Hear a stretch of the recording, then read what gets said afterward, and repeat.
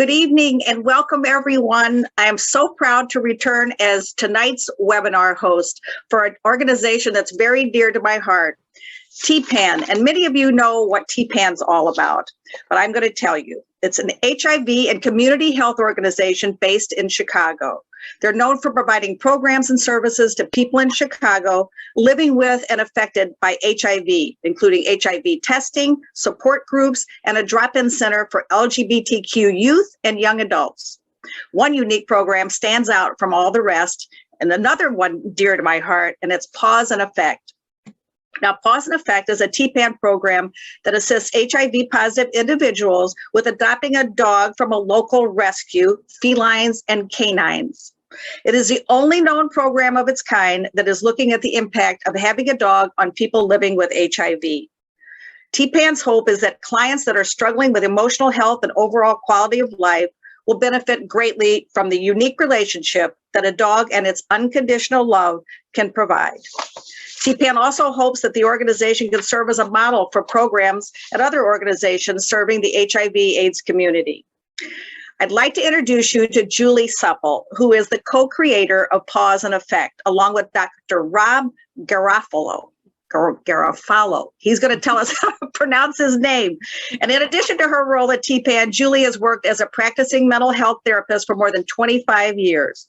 From personal experience, Julie knows that a dog's magical bond with a human can be a life-changing experience. So Julie, welcome. Thank you, Candace. Thank you. So tell us what Paws N Effect is all about. So Paws N Effect is a program at TPAN that was really created out of a feeling and a friendship between myself and Dr. Rob. I had a therapy dog, Bella, who passed away in 2019, and Rob's pup, Fred, recently passed away. And really how we started talking about just our lives and how our dogs had had such an enormous impact. We got to talking about, like, wouldn't it be really significant if we could find a way to bring that kind of joy into the lives of our clients that are struggling. And so, you know, we suspected that the unconditional love and the loyalty that we know that comes with having a dog would have a profound impact on our clients. And so he, you know, back in 2019 gave us a little bit of money and said, you know, create a program, find a partner, and let's make this happen. And so we designed a pilot program, myself and Dana, who will be coming on a little bit later in the webinar, found a wonderful partner in Felines and K9s, and that's where we started. Yeah. And how did it go from just an idea to a full-fledged pilot program? I think it was really just trying to find out, you know, we didn't really want it to be a traditional counseling program, right? We wanted to pair dogs, you know, with people that were struggling with either quality of life, they were alone. And it was, we really wanted to see how the dog made the impact. And so myself and Dana, you know, looked at what would we measure? How would we know if there was an impact on somebody's life? And instead of having traditional counseling sessions, it was really all about the dog and its owner, and kind of like going throughout the first year of the program, specifically how that impacted somebody's life, and you know, and what their experience was. And Dana was there and would do, you know, home visits and just really kind of watch that unravel kind of organically, which was really, I think, cool for both of us to witness. Oh, well, I know what it's like to lose a dog. We lost both of ours in the last year and a half. But I mean, how did Bella, who is your therapy dog, how did she inspire you? Oh my heavens. Her impact on my life was just extraordinary. I had her for 14 years. And when I had her, you know, it was a really tough patch for me. I lost my brother and my sister and my mom all unexpectedly during that time. And, you know, I didn't really have a sense of hope. And she just had this presence that felt like an anchor, and that just gave me a reason to kind of keep going, you know. And it just really, you know, it was just a quiet love and a companion that was that was there with me. And also she had been a TPAN therapy dog, so she came to work every day, and so she touched so many clients and so many staff. that would have a stressed out day, they would just come in and lay down on the floor and play with her. So she really touched a lot of people. And she just, I think the really magical thing about Bella and about just dogs in general is that I feel like they bring out our better selves and our stronger selves. And I feel like they're so much more evolved than we are. They know how to live in the moment. And it just made me think of like, gosh, life is really short. And, they wake up in the morning and they're wagging and nothing's happening except they're waking up and they're just so excited to be alive and present. And so, yeah, she just really was life changing. And that bond, I mean, hands down with any person that I've ever had in my life, including her. She was definitely the most profound relationship that I've ever had in my life. And I'm just really happy that I experienced that. And I think going through the loss, just like you have just referenced, is shattering, but the amount of love that you get from having a dog, I have learned it's worth it, and which is why I made a decision to get another dog, but it's crushing to lose one. But they really are, they're magical. They really, it's hard to describe. And if you aren't a dog lover and you haven't had one, it's, I think it's just like an intangible feeling that's really incredible. I agree. And I love what you said, because it reminds me of that old adage, you want to be as good as your dog thinks you are. I mean, you Exactly. want to live up to your dog's expectations, because they do make you a better person. So for sure, they do. So initially, what was the vision for the program when you and Dr. Rob started it? I think it was like, really to take that experience and to make it affordable for our clients, to make it practical, to have a partner where, we could work with them and make sure that, the shelter and the experience that we've had with Abby has just been incredible in terms of like, she's so deliberate and intentional when she's thinking about the kind of client that we have and the kind of dog that they're looking for and the dog, that she knows that she has and what it needs. And I think it was really just, to provide clients with that companionship and that meaning, and to know that a lot of our clients would never be able to afford it because it's also very expensive. So some of the shelter and the experience that we've had with Abby has just been incredible in terms of like, she's so double feedback now. Deliberate and intentional when she's thinking about the kind of client that we have and the kind of we're having technical difficulty here. Bear with us. That she knows that she has and what. Oh, okay. Oh, wait. Sorry about that. I don't know what happened. That's all right. So anyway, go ahead. No, I know that the program has been very successful thus far. And tell me what your hopes and dreams are for it moving forward. I think for it to grow and to, in order to grow and to have, the funding that's needed to pay for some of the cost of the program, we would love to expand it and, and have more clients have the opportunity. So, and we would like to be able to talk to other organizations in Chicago and across the nation in terms of, what our findings are and what we envision.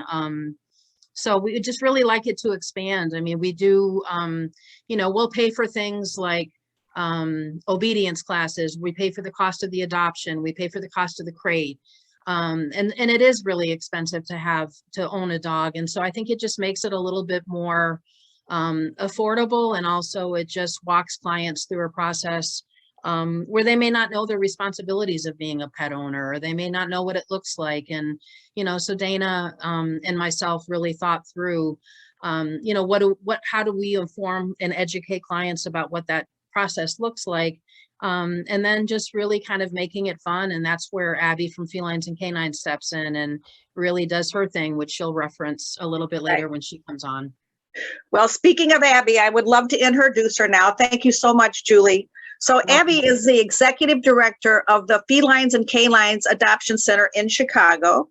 And the center's focus is to place safe, social, and loving dogs and cats into permanent loving homes. That's a wonderful goal. And Felines and K9 has partnered with TPAN for the Paws N Effect program since it began in 2019. So welcome, Abby. Thank you so much for having me today. I'm so excited. I appreciate it. Well, since you were in the know about the organization, tell us what you would like for people to know about it. Boy, first thing I can say about our organization is we are an inclusive, safe space for anybody to come to and feel good about how they're going to be treated here as an adopter, a donor, a volunteer, anything like that. I'm coming up on 20 years here, and I think I've put us to be a very progressive and very welcoming place. So that's number one. And what exactly are your duties there? I mean, I know you're executive director, but I mean, tell me about a day in the life of Abby. Oh my gosh. Well, we now have 3 places, but a day in the life of me is to make sure all of our animals are safe, healthy, content, getting what they need.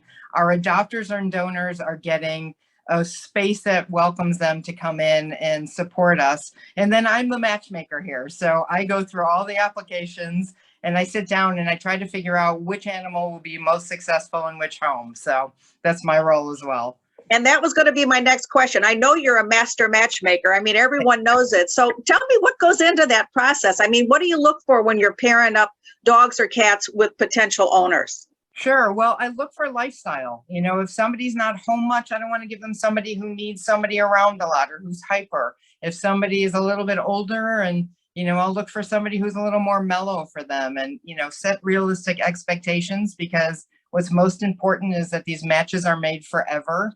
And it's in the best interest of everybody to really take the time and talk to people and learn your animals well, so that there's a transparency there and I'm not making these, you know, grave mistakes in matchmaking. So, you know, I like to talk to the people and see what their expectation is and what their activity level is. And then I'll match an animal to that and hopefully fulfill their need and do it well. So tell me, how does your partnership with TPAN for Paws N Effect work? How does that go together? So it's an amazing thing. TPAN does all of the vetting, if you will, of the people to make sure that, you know, what we're entering into is appropriate. And then I will sit there and get an application and talk with them about animals that I think will be really good as matches. And then everybody comes together here at the shelter, and, you know, and then the magic happens, which is really amazing.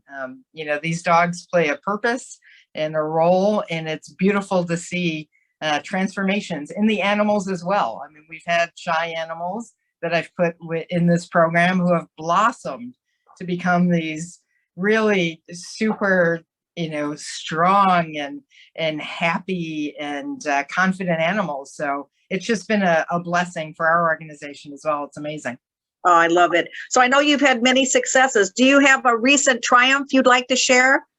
Oh boy. Well, you know, nothing makes me happier than Brenda and Josie. I mean, they are, you know, we've had this dog when she was terrified when she came back. I mean, she lost her owner to cancer, and she was really shut down. And I think in the beginning of this whole thing, the pup wouldn't even go near her. And, you know, the wonderful client was good enough to say, you know what, we're going to try this anyway. And I think it's going to work, and I can make this work. And what an amazing blessing this has been. So that is my favorite TPAN story. Well, that's great. And we're going to talk to her again shortly. Thank you so much, Abby. Thank you. So now I would like to introduce you to Dr. Rob Garofalo, and I hope I'm pronouncing your name right, Dr. Rob. But as many of you already know, he's devoted his entire professional and academic career to promoting the health and well-being of LGBT youth affected and youth affected by HIV/AIDS and transgender youth. He's a national authority on LGBT health issues, adolescent sexuality, and HIV clinical care and prevention. His contributions are seen in his commitment to program development and clinical care, academic research, new HIV prevention strategies for transgender youth, and advocacy work at local and national levels. He currently works at Lurie Children's Hospital in Chicago as the division head, adolescent and young adult medicine. Rob is also, as we mentioned earlier, the co-creator of this wonderful Paws N Effect program. Welcome, Dr. Rob.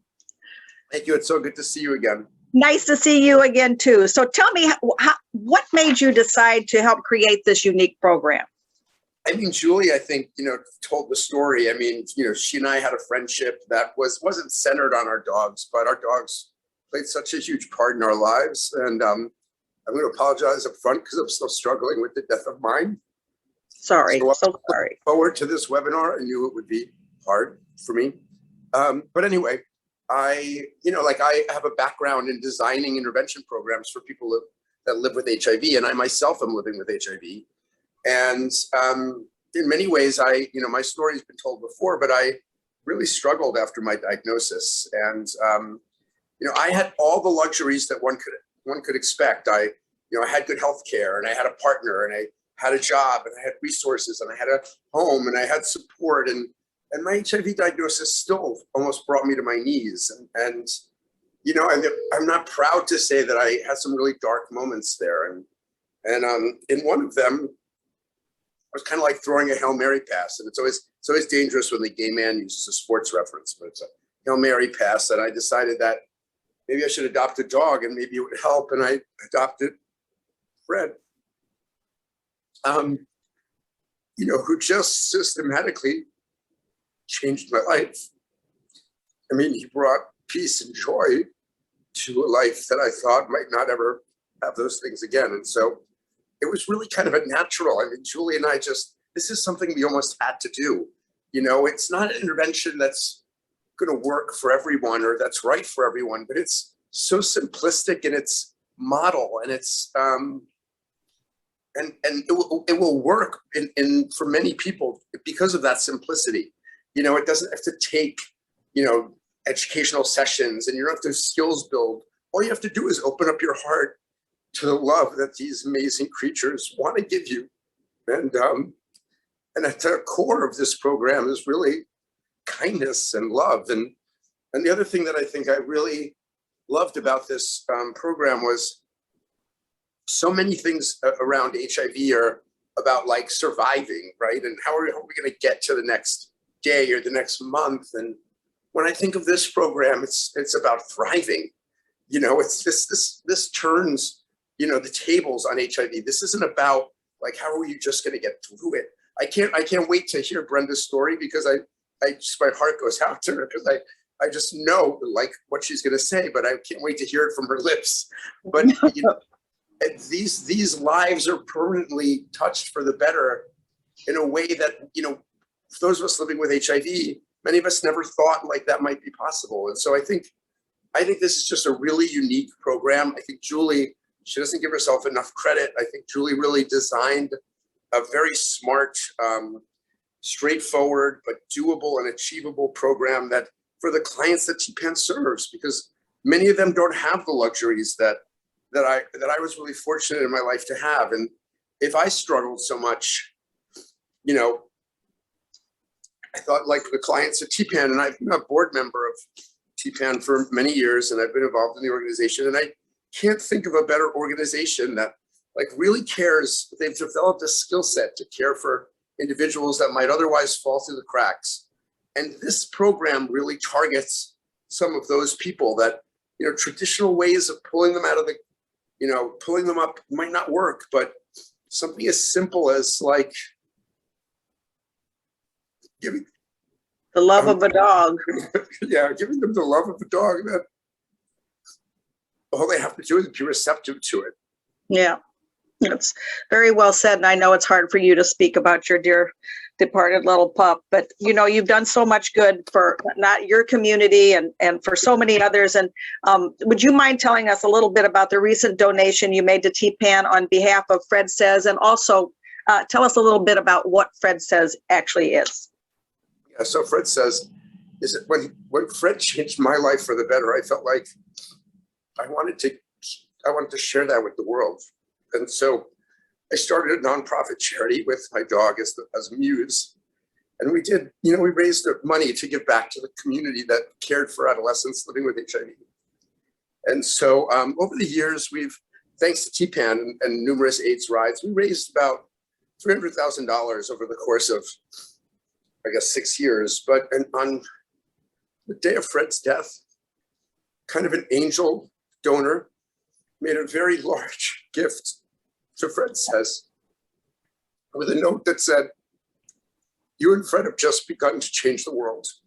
And so it's with that sense of gratitude that this year Fred Says will be giving over $200,000 back to the community, including 4-year, it's a $50,000 a year for 4-year commitment and pledge to TPAN to support Paws N Effect. So, and youth programming. And so I'm hoping the TPAN can leverage it through things like this webinar for folks to kind of match that gift. It's just a start, but I'm hoping that it's a, you know, it's an anchor that will allow this program to solidify, grow, and become a staple. I think a program like this can really become a staple, you know, of like what creative programming can be for people, not just living with HIV, but with mental illness or substance use. Or I really think supporting this animal-human bond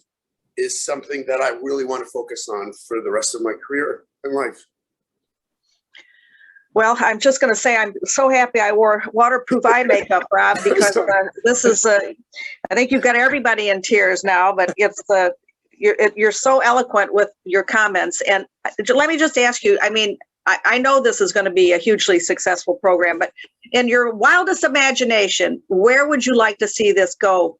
How far? And how do you envision that ending? Or that, I think, yeah, I mean, that's a challenge. Julie and I have had this conversation a number of times. I mean, you have to keep it small enough to have it be special and unique, right? I think you can't mass, and for the animals, you know, Abby's point about this is just as important for the animal as for the person, right? So I think it has to remain like a boutique, a small program. But I would like to see every city in this country, you know, every municipality that's caring for someone that's living with HIV have the option of just thinking about, well, maybe Paws N Effect is a program that like would be right, you know, for my child or my husband or my son or myself.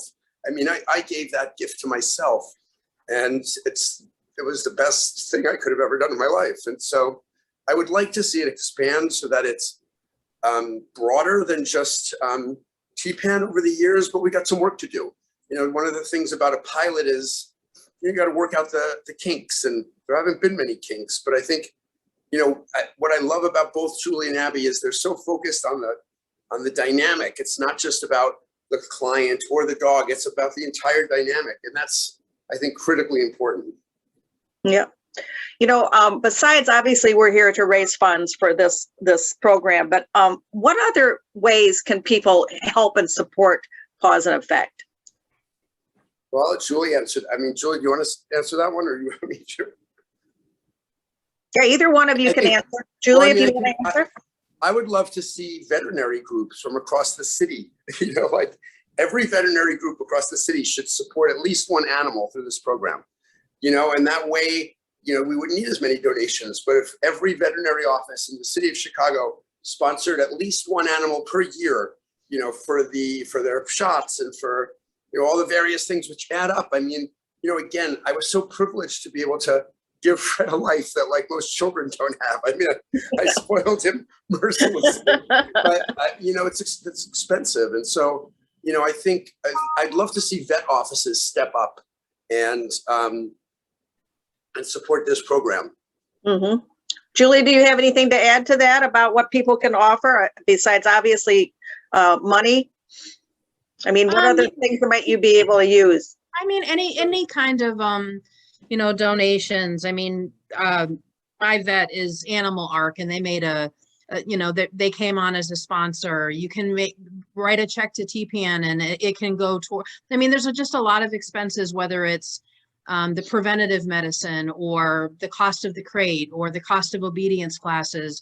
I mean, if anyone knows anyone that's in the dog community that can, you know, that can give something that's not necessarily money, but something that somebody that has a dog is gonna need. I think like what Rob said, if we could get veterinarians around the city to maybe each sponsor a dog and offset, like if a dog tore their ACL, or, you know, just to kind of, the vet expenses are so extraordinary. So, you know, and something like that. I mean, Abby has been really generous enough to do the annual vaccination. So that's included in the program, so that if somebody needs to take their dog for shots, they don't have to worry about the cost of going to a vet. They can just take them back to see Abby. But yeah, so I mean, it can be, I mean, there last year when somebody stopped in and they just they had a few leashes and a couple of bowls and said, Right. hey, that's all I can give you. And I'm like, absolutely. Mhm.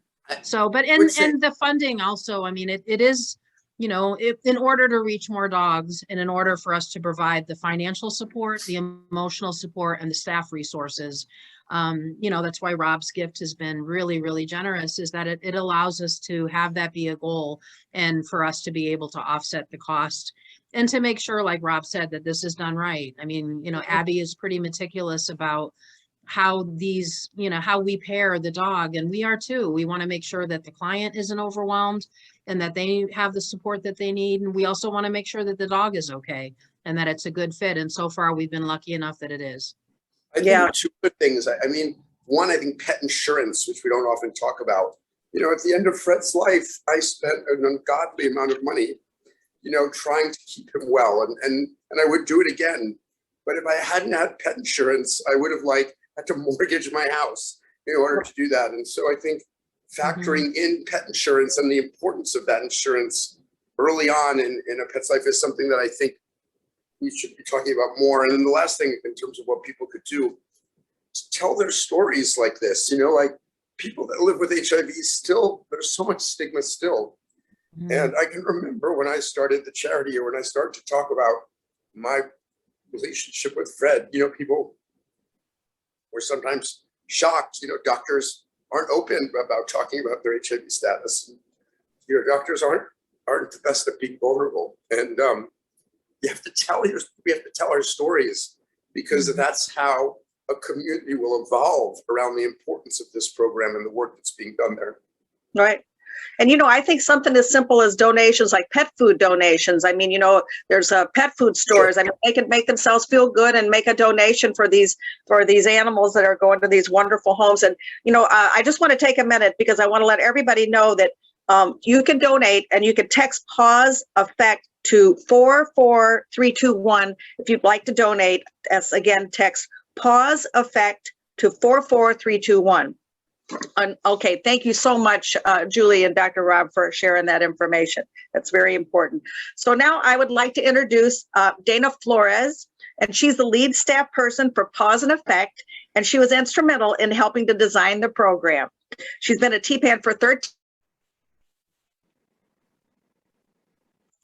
with the program. Dana has seen firsthand the program's impact on clients. Welcome. Can you hear me? Hi, Dana. Can you hear me? And yes, hello. There was a little bit of a lag. I'm not sure if it's the internet here, but hi. Yes, thank you, Candace. Oh, good. Well, all right. Well, tell me, what interests you in the Paws N Effect program?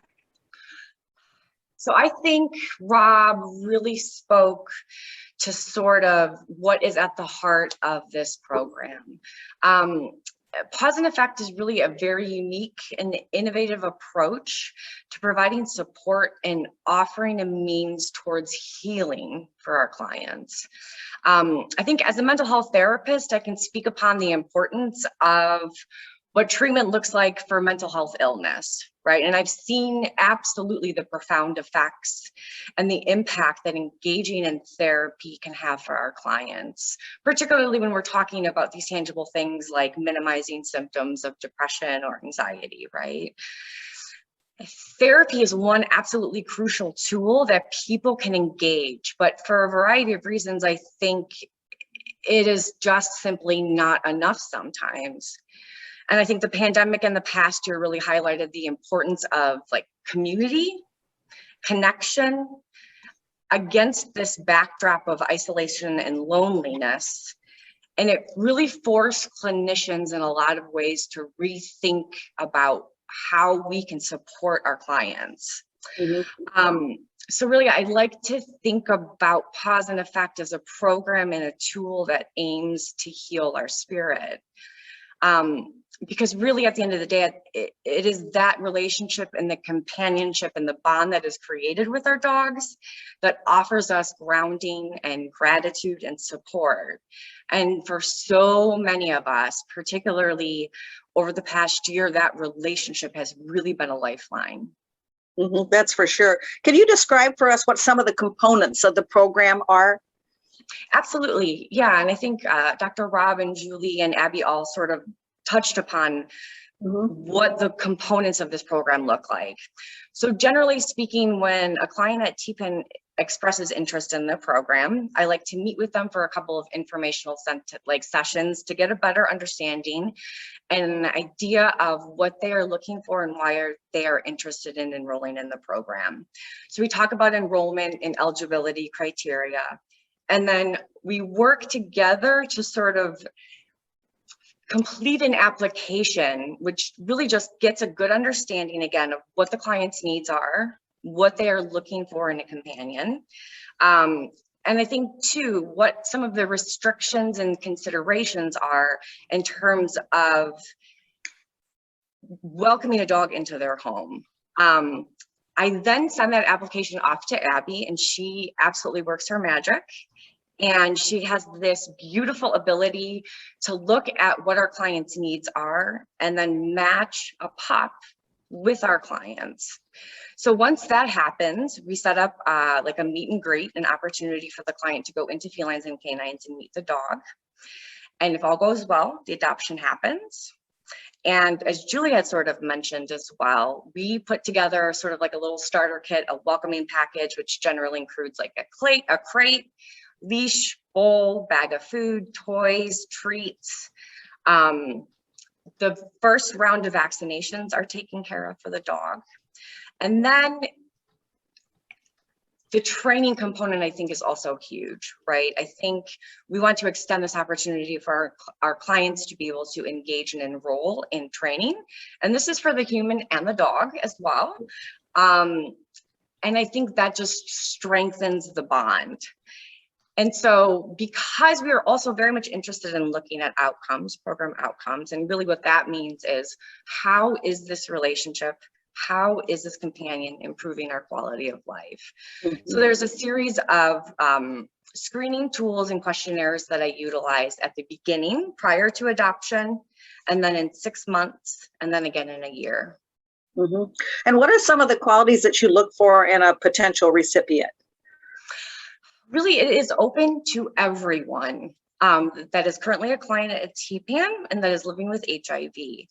So I think some of the things that we have to keep in consideration, and what Dr. Rob has spoken to as well, is consistent income. Also, we have to make sure that where they live, if they're stably housed, that their landlord or the management company is okay with allowing a dog in the home. And really, I think that is it. I mean, we want to keep this inclusive as possible. Right. Sure. Yeah. Yeah. Well, tell me, what are one or two profound effects that you have personally witnessed as a result of PNE? Okay, so one story that I love to share, and I have absolutely had the privilege of seeing firsthand how this program has impacted my clients. And one of the examples that sticks out in my mind is how our dogs have an ability to show up for us in ways that we didn't even know we needed. Yeah. So if we're struggling with social anxiety, for example, we can talk about this in therapy, right? I can teach and we can work together to sort of like learn ways to cope with the physical and emotional symptoms that come up when we're feeling anxious in social settings. But our dogs are incredible social buffers. And so if we are fearful, or if we have challenges with engaging and talking with others in social settings, when we take our dog out for a walk or out to the dog park, the pressure is taken off of us, and the focus is really then more on how cute the dog is. What's the dog's name? How long have you had them for? And we're able to engage the universe and other people in a way that feels much safer, because we're connecting with somebody else on a common ground, and that is our equal love for dogs. So when we have more and more positive experiences in social settings like that, our fears and our anxieties become quieter. And it's that kind of positive reinforcement that, like, I can't necessarily teach in a therapy setting. And it's been really, really, really powerful to see how my clients have transformed and engaged life in ways that they did not think that they'd be able to. Mm-hmm. Now, let me ask you, do you have a dog or are you too busy providing dogs? I do. So I can also speak personally about the impact of having a dog has had personally on my life as well. Absolutely. Well, tell me about your dog. My Jackson he's about 9 years old. He is a pit bull, 75-pound pit bull, and not without challenges. He's also a rescue pup. We had to engage a lot of training. He did not know how to play. He did not know how to walk on a leash. So again, I think it's this reciprocal relationship and growth that happens when you create a bond with an animal, right? He taught me patience. He taught me how to set boundaries. He taught me how to calm down and be present in the moment. And with that, like the relationship just absolutely flourished and blossomed. And I'm also a huge fan of pit bulls. Yeah. Disclosure. I will always have a pit bull. I love them, but it requires a little bit more firm boundaries and training, I think, than some smaller dogs. And No, to also be honest as well, like living in an apartment in Chicago, we have to be conscientious. There are breed restrictions. Right. So I think that's something to be mindful of as well. That's for sure true. And you know, one of the things that I've learned, the pandemic did have a silver lining for rescue dogs because they were adopted out in record numbers this past year, which is, you know, good news. At least there was something good that came from it. Thank you so much, Dana, for sharing all that. Thank you so much. Thank you. Well, now I'd like to introduce you to two of our program participants, Brenda and Peter. We can hear firsthand how things have changed in their lives due to the love of Josie, Brenda's pup, and Bernie, who belongs to Peter. Now I'm having a little feedback, so I'm not sure how to get rid of this. Is there in some way that we can correct this? I haven't touched one of the controls. Is that better? Is there any feedback now? I think we're okay. Okay. All right. Are we okay? Okay. All right. So Peter, I'm going to talk to you first. Peter Siraki. Yes. Hi. Hi, Peter. Now, I know that you have a darling dog named Bernie.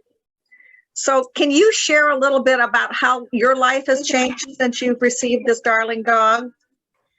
Well, I mean, first of all, I've been told I smile more. So something must be happening there. I do take care, I have to take care of him, and that means feed him, go out for walks, go to groomer and different things like that. So I'm definitely involved in daily care for him, and that gets me going too. That allows me to just not think about my things, but do something else, think about him. He's my friend, and he's always there for me. And how long have you had him now? He was adopted on March 4th, about a week before shutdown last year. Oh, perfect timing. Yeah, right before the shutdown. That was interesting. Yeah. Did you have dogs now before you got Bernie? I did have two dogs. When I was little, I had Dachshund, and because I emigrated to United States in '91, and unfortunately I had to leave the dog back in the old country. For many years I didn't have any animals, any pets, and about 20 years ago I adopted a Jack Russell Terrier.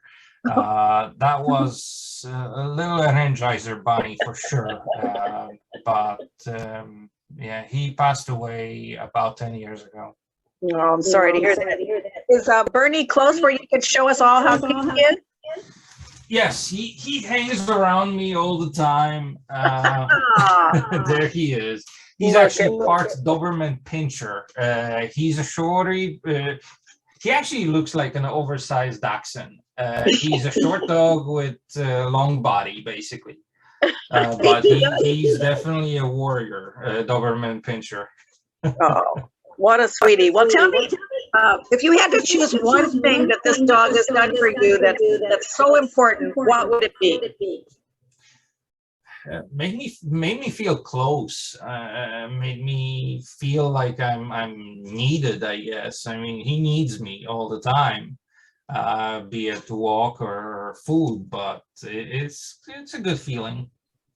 It's always good to feel needed. Yeah.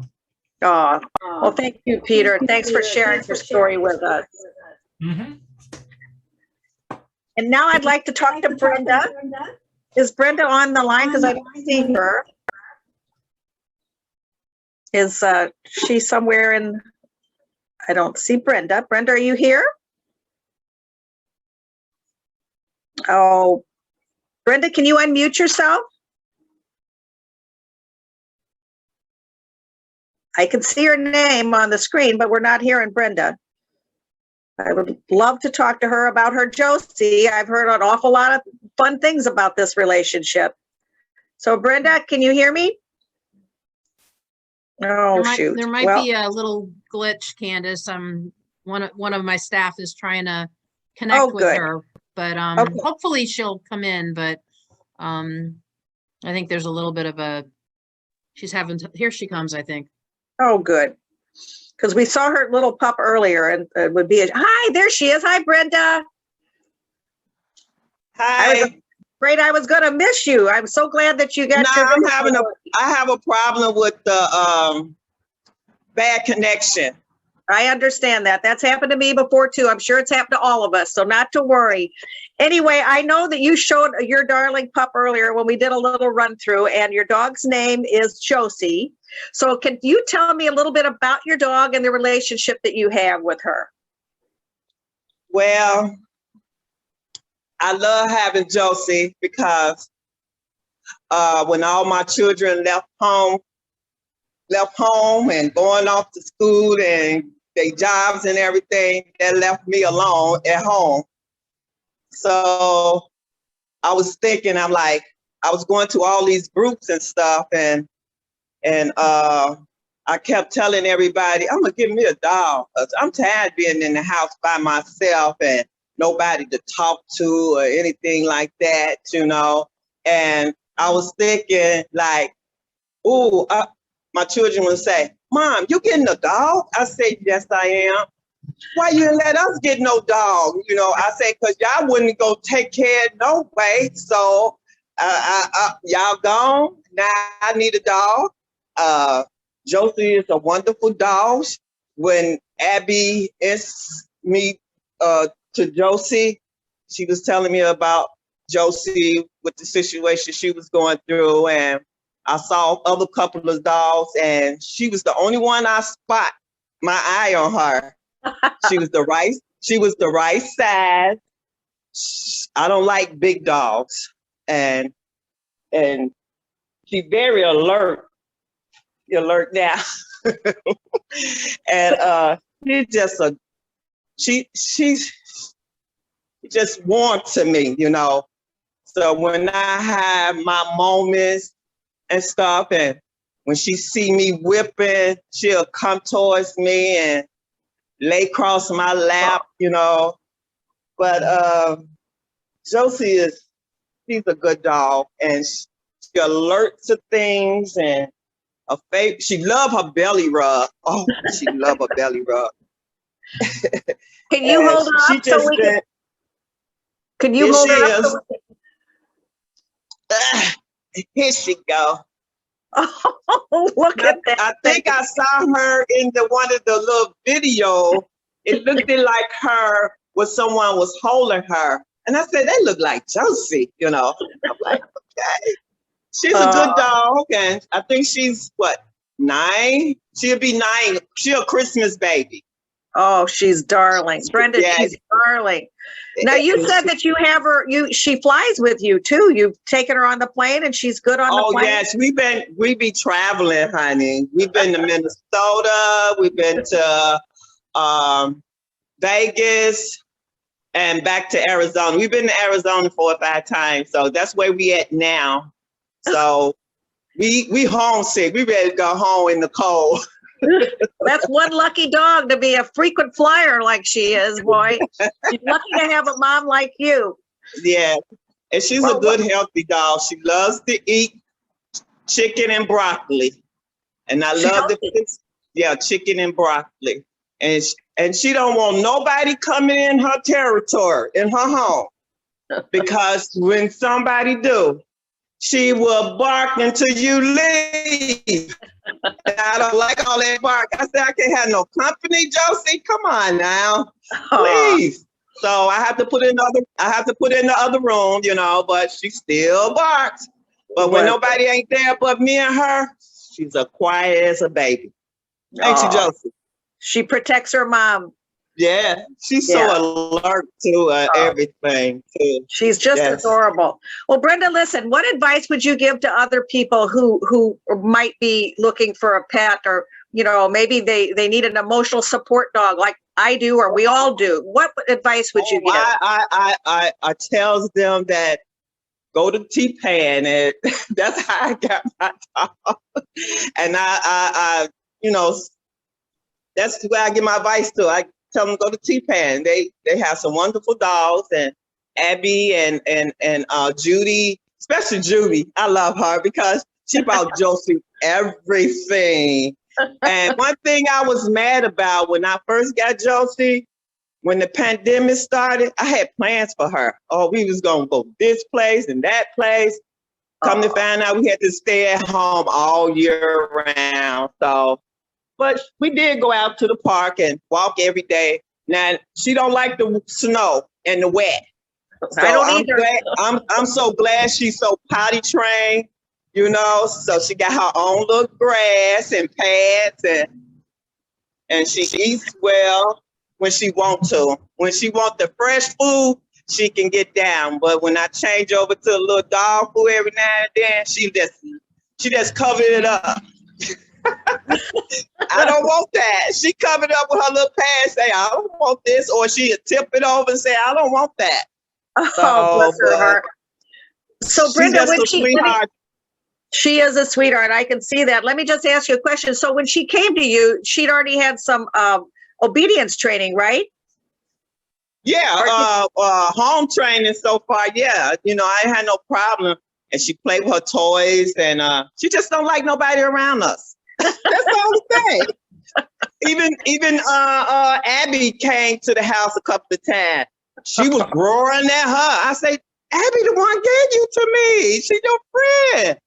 So, but she's okay. She's a protected dog. That's all, and I like that. So. Brenda, yeah. I love this. I love your story. I love the big smile on your face next to that darling little dog. So it looks like you have a match made in heaven there. Oh, yes, I do. Yes. Well, thank you for sharing your story. Thank you. So, you know, I'm going to wrap this up, but I think we might have some chat questions. I don't know. I think Julie will let me know if we're going to answer questions or if there are any. But anyway, as you know, this program was for your benefit, but also to raise awareness and to raise funds for Paws N Effect. And we need your support to serve more clients through this program. And you can text Paws Effect, PAWSEFFECT, to 44321. Any donation, great or small, is so greatly appreciated. And you can find more about TPAN and other programs on social media and at tpan.com. And I hope you follow them on social media because they share an awful lot of great information. So we're going to send a short survey. We're going to email it to everyone, and I hope who attended tonight, and I hope you'll fill it out. And I hope you've enjoyed the evening as much as I've enjoyed hosting it and meeting all these wonderful people with this great program. Congrats to all of you, and thank you for having me. And are there any other states that have similar programs like Paws N Effect? So Julie, let's direct that question to you. Are there other states that have similar programs? I think that there might be, not similar to ours, but I think that there are a few programs, that work with clients and dogs. But I think that, I mean, from what I know and from what we've seen at TPAN, I think our little program of pairing dogs and quality of life and HIV positive clients is unique. So I don't know of another one, but I do know that other organizations in the country are doing things with pets. I know that there's a program that has a certain amount of funding. I think it's out in California, and they're able to, if somebody that's a client at the organization has a pet and they're running into issues in terms of the affordability. So I do know that they exist, but I don't think that we've heard of anything that's doing exactly what we're doing, which is what's exciting and why we really want to keep going with it.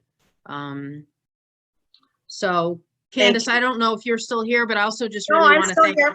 I'm definitely here. Thank you for this beautiful webinar early. I know that the CEO wanted to thank everyone. I think that came up on a chat just now that I saw. So let's see where that is. So Kara Eastman, is Kara on the line? Maybe she'd like to sign off. Is she here? She's not. I think she's watching. Okay, well, she thanks everyone for being here tonight, and she's the new CEO of TPAN, and she says, I am even more inspired by this program and by your support. So please continue to donate, spread the word, join them on social media, and congratulations, Julie, and to all, Rob, Dr. Rob, and everybody who participated tonight. It was a wonderful, wonderful evening, and I'm so proud to be a part of it. Thank you. Before you leave, Candace, put your camera back on so we can say a genuine farewell. I didn't take it off. My host has turned my video off. Oh, so I did not turn my video off. All right. Well, I can't see it, but okay. Well, thank you. Thank you for rolling with the glitches. And as always, thank you for your support at TPAN and for hosting. You did a wonderful job. Oh, thank you so much. Thank you. Thanks, everybody. Bye. Thank you. Bye-bye. Raise money. Raise money. Yay. Bye. Bye. Bye.